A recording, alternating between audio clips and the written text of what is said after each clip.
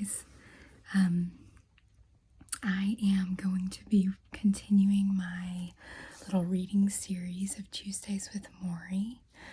I'm not going to be chewing gum in this video, but I am going to have a cough drop in my mouth just because sometimes when I'm reading out loud,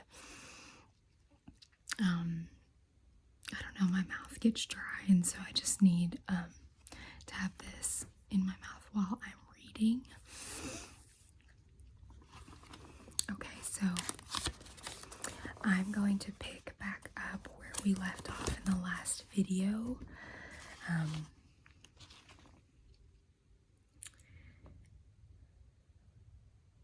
And the place that we left off is that Mitch, who is the author and narrator of this book,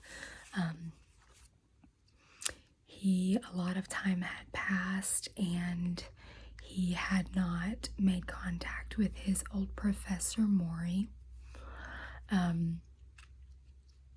But he was flipping through the channels of his TV one night when something caught his eye.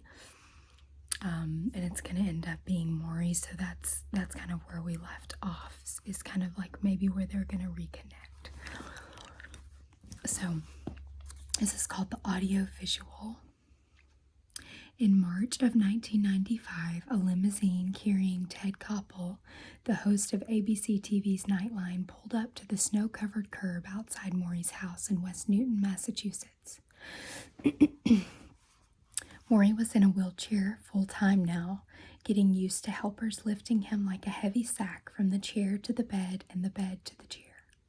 He had begun to cough while eating, and chewing was a chore. His legs were dead. He would never walk again. Yet he refused to be depressed. Instead, Morrie had become a lightning rod of ideas. He jotted down his thoughts on yellow pads, envelopes, folders, scrap paper. He wrote bite-sized philosophies about living with death's shadow.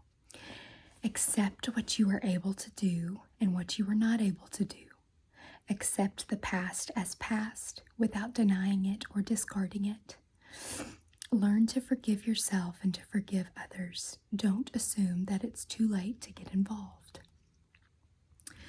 After a while, he had more than 50 of these aphorisms, which he shared with his friends. One friend, a fellow Brandeis professor named Morrie Stein, was so taken with the words that he sent them to a Boston Globe reporter who came out and wrote a long feature story on Morrie.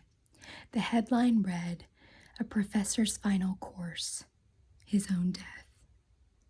The article caught the eye of a producer from the Nightline show who brought it to Koppel in Washington, D.C. "Take a look at this," the producer said. Next thing you knew, there were cameramen in Morrie's living room and Koppel's limousine was in front of the house.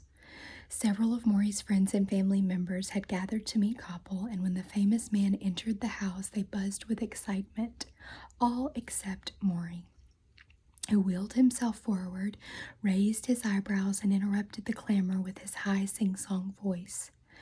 "Ted, I need to check you out before I agree to do this interview." There was an awkward moment of silence, and then the two men were ushered into the study. The door was shut.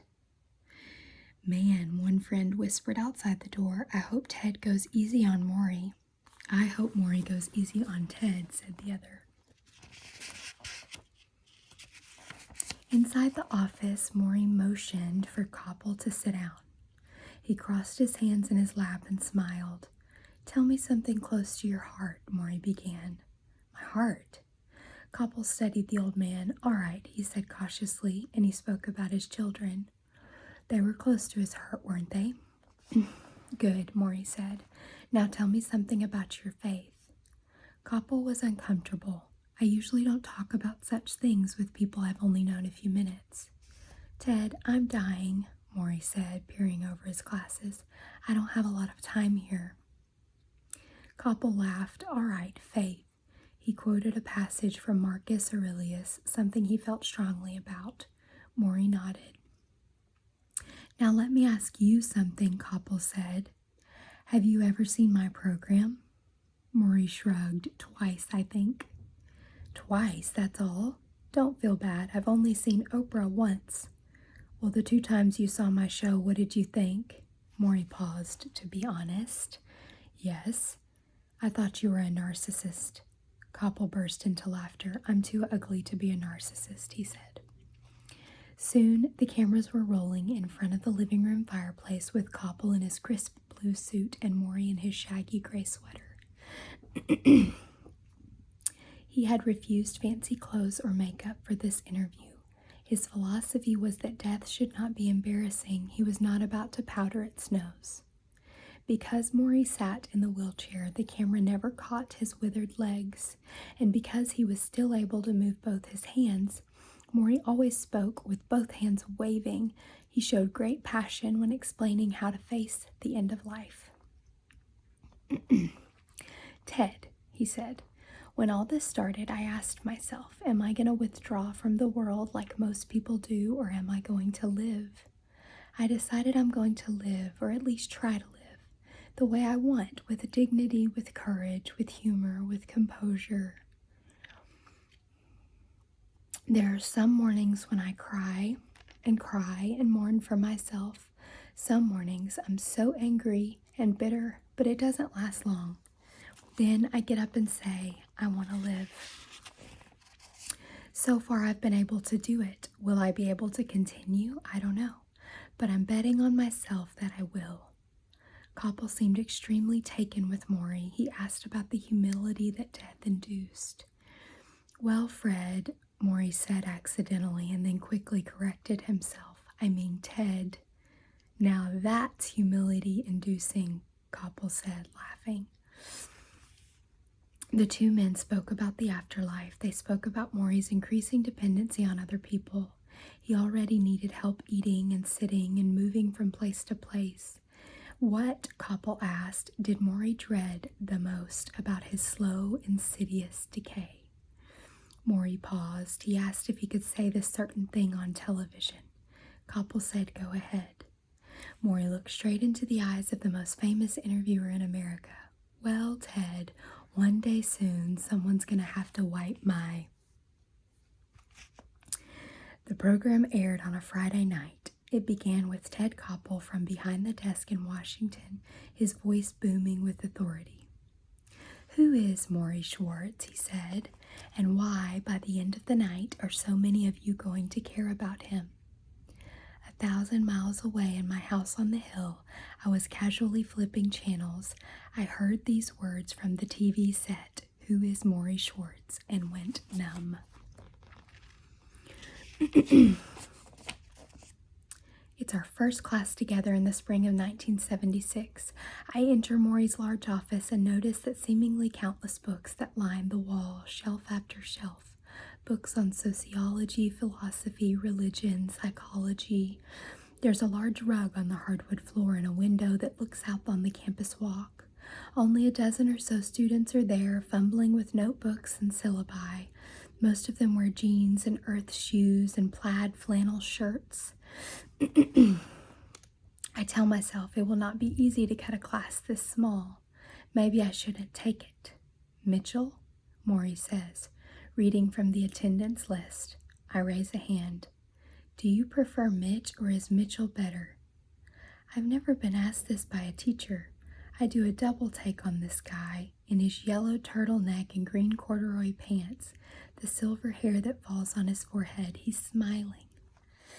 Mitch, I say. Mitch is what my friends call me. Well, Mitch it is then, Morrie says, as if closing a deal. And Mitch, yes. I hope that one day you will think of me as your friend.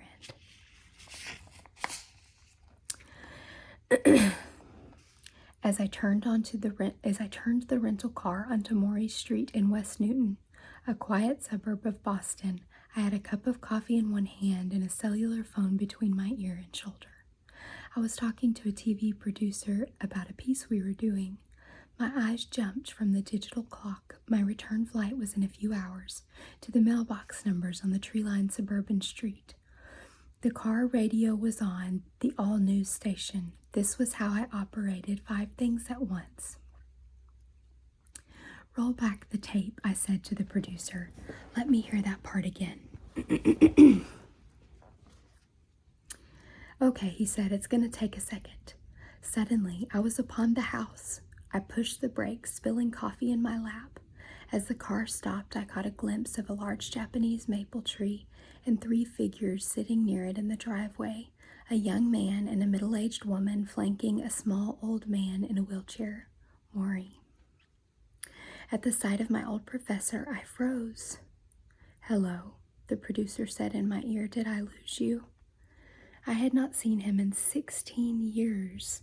His hair was thinner, nearly white, and his face was gaunt.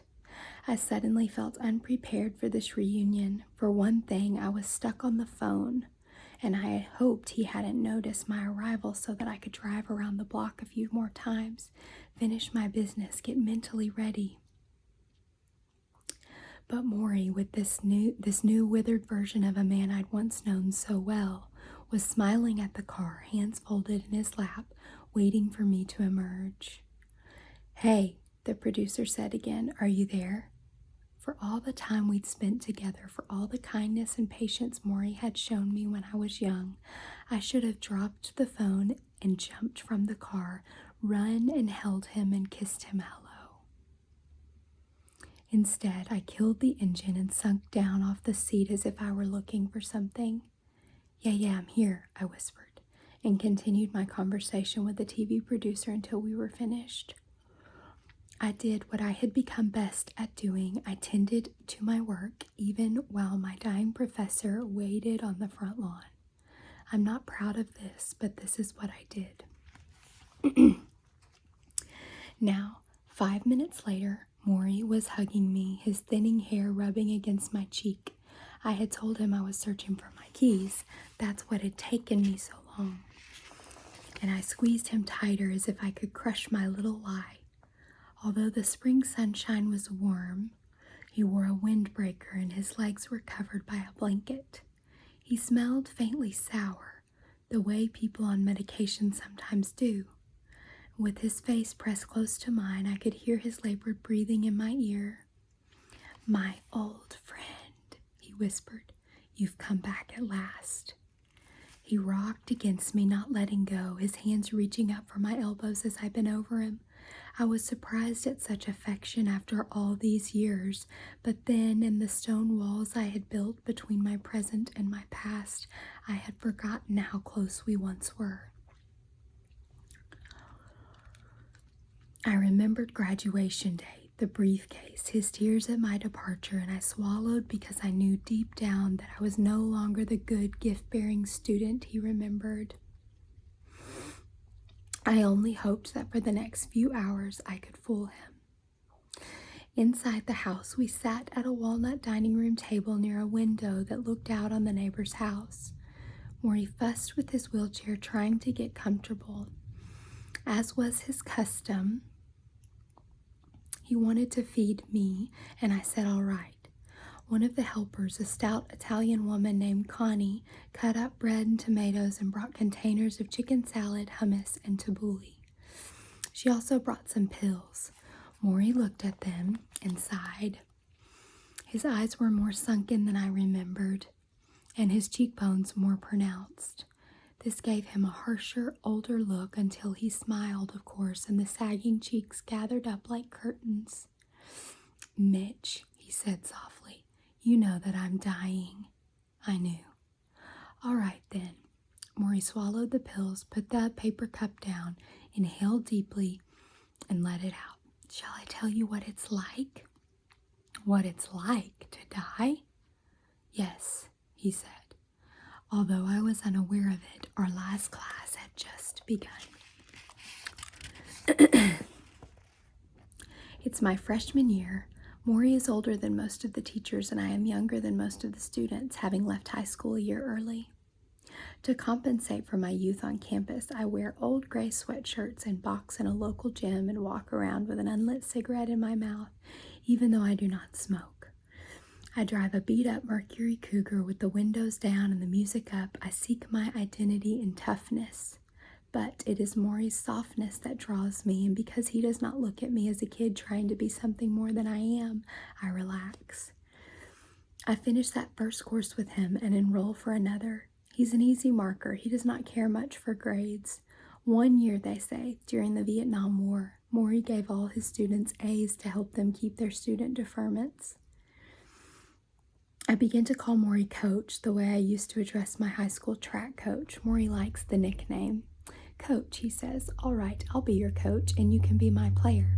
You can play all the lovely parts of life that I'm too old for now. Sometimes we eat together in the cafeteria. Morrie, to my delight, is even more of a slob than I am. He talks instead of chewing, laughs with his mouth open, delivers a passionate thought through a mouthful of egg salad, the little yellow pieces spewing from his teeth. It cracks me up. The whole time I know him, I have two overwhelming desires: to hug him and to give him a napkin. The sun beamed in through the dining room window, lighting up the hardwood floor. We had been talking there for nearly 2 hours.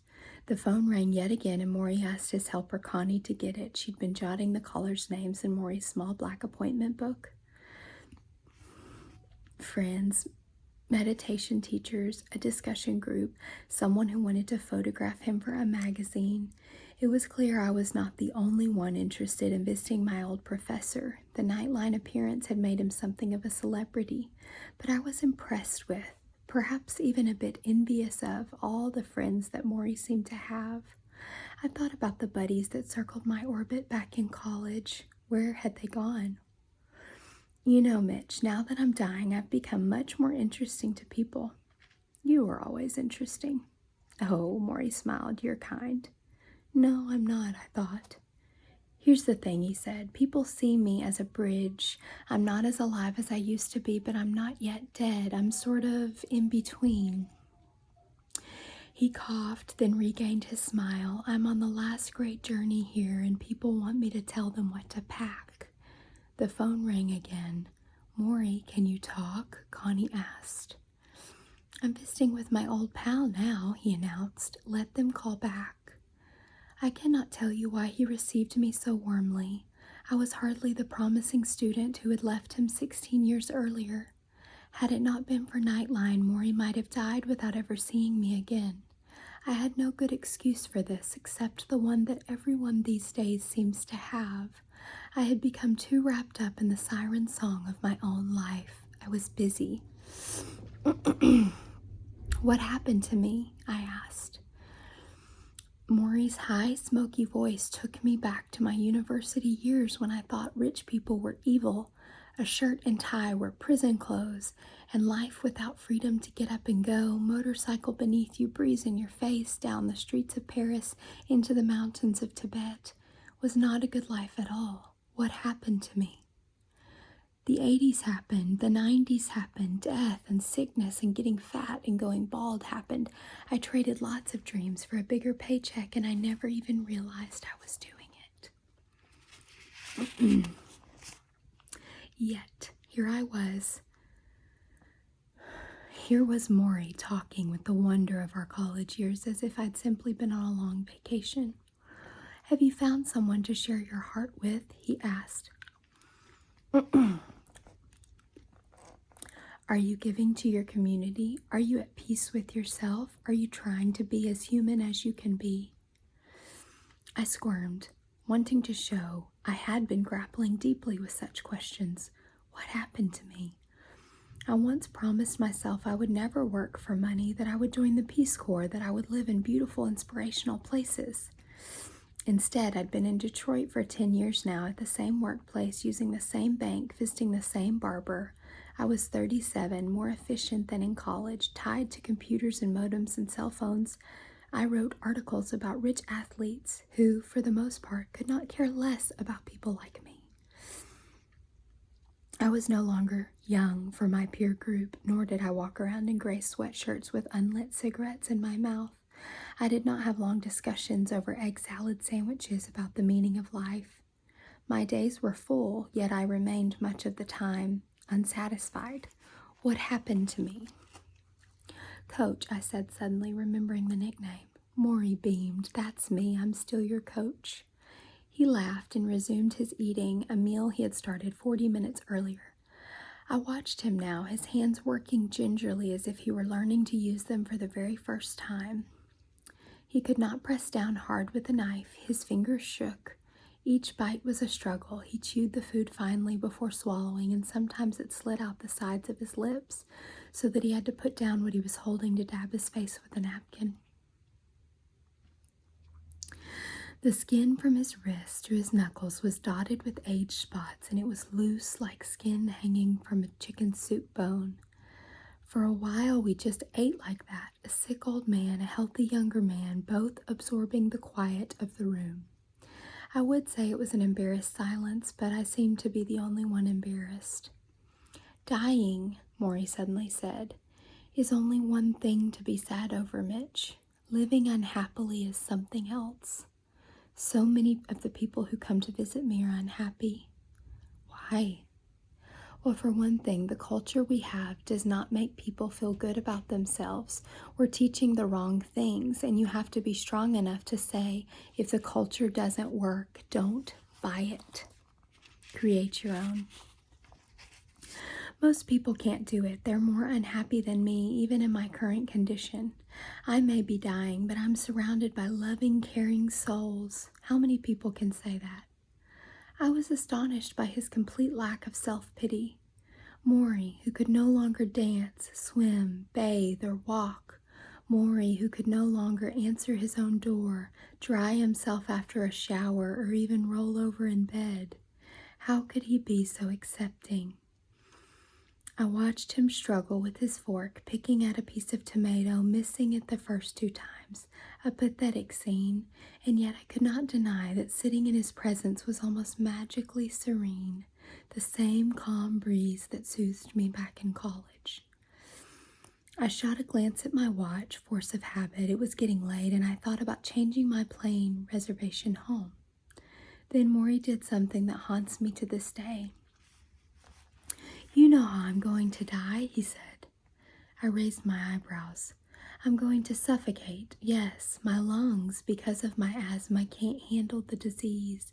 It's moving up my body, this ALS. It's already got my legs. Pretty soon it'll get my arms and hands, and when it hits my lungs, he shrugged his shoulders. I'm sunk. I had no idea what to say, so I said, well, you never know. Morrie closed his eyes. I know, Mitch. You mustn't be afraid of my dying. I've had a good life, and we all know it's going to happen. I maybe have 4 or 5 months. Come on, I said nervously. Nobody can say. I can, he said softly. There's even a little test a doctor showed me. A test? Inhale a few times. I did as he said. Now once more, but this time when you exhale, count as many numbers as you can before you take another breath. I quickly exhaled the numbers 1, 2, 3, 4, 5, 6, 7, 8. I reached 70 before my breath was gone. Good, Morrie said. You have healthy lungs. Now watch what I do. He inhaled and then began his count in a soft, wobbly voice. 1, 2, 3, 4, 5, 6, 7, 8, 9, 10, 11, 12, 13, 14, 15, 16, 17, 18. He stopped, gasping for air. When the doctor first asked me to do this, I reached 23. Now it's 18. He closed his eyes, shook his head. My tank is almost empty. I tapped my thighs nervously. That was enough for one afternoon. Come back and see your old professor, Morrie said when I hugged him goodbye. I promised I would, and I tried not to think about the last time I promised this. Okay, I'm going to stop there for today. I hope that you enjoy the story, or maybe you're just trying to relax and not really taking in the story, but I promise it is a very good book and well worth the read. So if you ever want something kind of inspirational or motivational to pick up and read, Tuesdays with Morrie is a great option. It probably will not take you very long to read it because it's a very easy read.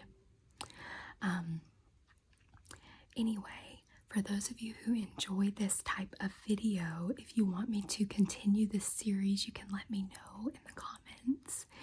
And I'm trying to listen to those requests, so I will, if you say that you want me to, I will eventually try to do a part 3 of this video and just keep moving through the book. But that's all for today. I hope you guys have a relaxing evening, and